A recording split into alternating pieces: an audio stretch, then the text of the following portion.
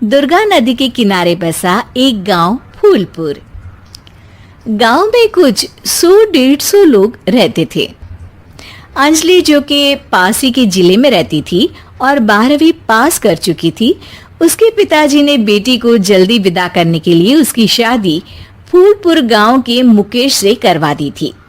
मुकेश कभी स्कूल नहीं गया था और इस कारण वो पढ़ा लिखा नहीं था और बाकी गांव वालों की हालत भी मुकेश जैसी ही थी। मुकेश के घर में उसके माता पिता भी रहते थे। सासू माँ, मैं बाहर मंदिर तक जा रही हूँ, आधे घंटे में आ जाऊंगी। अरे अभी कहीं जाने की जरूरत नहीं है, चुपचाप जाके रसोई में रात के खाने की तैयारी करो। और ये घूंघट क्यों हटा लिया है तुमने? क्या पता नहीं कि इस गांव में औरतें बिना घूंघट के नहीं रहती? रात में अंजलि छत पर जाकर अपनी मम्मी से बात कर रही होती है। तभी गांव की 3-4 औरतें उसे देख लेती है और दरवाजे पर आकर उसकी सास से शिकायत करने लगती है। और क्या हुआ? अरे छत पे तो देखो, आपकी बहू मटक मटक के किसी से फोन पर बात कर रही है। दिन भर फोन पे लगी रहती है। अरे कल तो मंदिर के पास वो क्या कहते हैं, सेल्फी ले रही थी।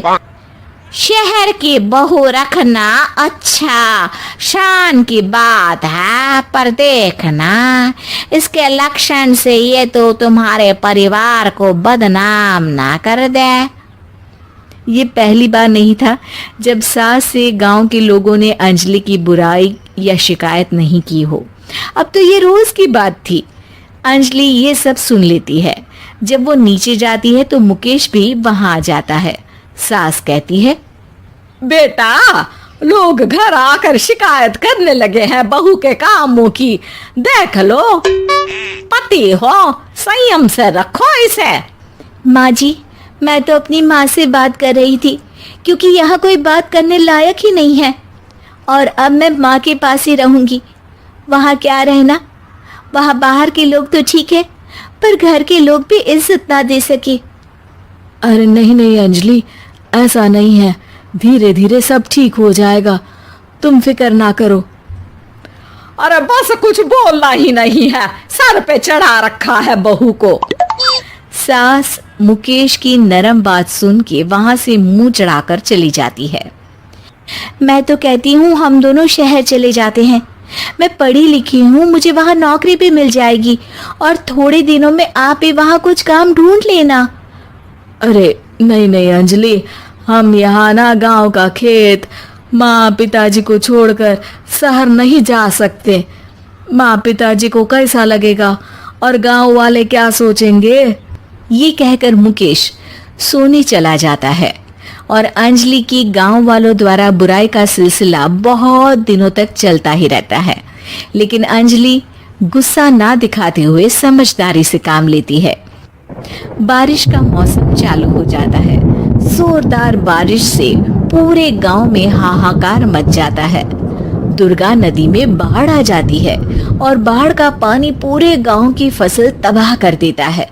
फसल की ये हालत देखकर गांव वाले निराश हो जाते हैं और बात तो यहाँ तक पहुँच जाती है कि कुछ लोग तो अंजलि को इस सब का दोषी ठहरा देते हैं। अरे पूरी फसल तबाह हो गई, पता नहीं किसकी नजर लग गई है। अरे जब से चौधरी परिवार में ये शहर की बहू आई है ना, तब से ही गांव की शांति चली गई है। इसके कर्म कांड से माँ दुर्गा नदी भी खुश नहीं है। ये सब सुनकर बेचारी अंजलि रोते हुए अपने घर चली जाती है।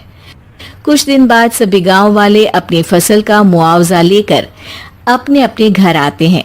मुकेश भी 1500 लेकर आता है। अंजलि को जब पासबुक दिखाता है तो अंजलि हैरान हो जाती है। अरे, ये पासबुक में तो उन्होंने 4000 की एंट्री करी है और आपको सिर्फ 1500 दिए। सच में? अरे, वो सरकारी अफसर आपको बेवकूफ बना रहे हैं। सरकार की तरफ से हमें 4000 मिले हैं, लेकिन बाकी का सारा पैसा खुद ही खा रहे हैं। आप लोग के अनपढ़ होने का फायदा उठा रहे हैं। ये सब सुनकर मुकेश परेशान हो जाता है, लेकिन अंजलि उसे हिम्मत से काम लेने को कहती है और सुबह होते ही मुकेश को पंचायत कार्यालय ले जाती है और साथ में गांव के और लोगों को भी। आप सरकारी बाबू क्या गांव के लोगों को बेवकूफ समझते हैं? आपको क्या लगता है ये पढ़े लिखे नहीं है तो आप कुछ भी मनमानी करेंगे? ये बेचारे दिन रात इतनी मेहनत करते हैं, ये हमारे अन्नदाता हैं और आप इनके साथ ऐसा धोखा करते हैं। अरे क्या बके जा रही है ये लड़की, किस धोखे की बात कर रही है? अपने कांड करके नदी माँ को नाराज करके हमारा नुकसान करके इसे चैन नहीं मिला क्या? सरपंच जी, इन सरकारी बाबू ने मुझे बेवकूफ बनाया है और मेरे हिस्से के पैसे खुद चट कर गए। बस ये सुनते ही सरपंच वहां से दुम दबाकर भाग जाता है। पता चलता है कि जनपद अधिकारियों ने गांव के सरपंच के साथ मिलकर सबके साथ धोखा किया है। सब लोगों का विरोध शुरू हो जाता है और आखिर में अधिकारी सब गांव वालों के हिस्सों के बचे हुए पैसे उन्हें लौटा देते हैं और कई दिन तक सरपंच गांव में लौटता ही नहीं। अंजलि, तुम नहीं होती तो हम गांव वालों को तो पता ही नहीं चलता कि ये हमें हर बार बेवकूफ बनाते हैं। हाँ हाँ अंजलि बेटी, हमें माफ कर दो। हम सब तुम्हें बुरा भला कहते रहे, लेकिन तुमने ही आज हमें बेवकूफ बनाने से बचाया है। हमें तुम पर गर्व है बेटी। अब समझ आया कि सरपंच तुमसे नहीं, तुम्हारे पढ़े लिखे होने से नफरत करता था।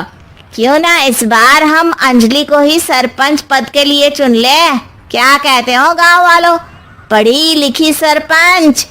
बस पूरा गांव अंजलि के लिए ताली बजाता है और अंजलि की सास उसे खुशी से गले लगा लेती है।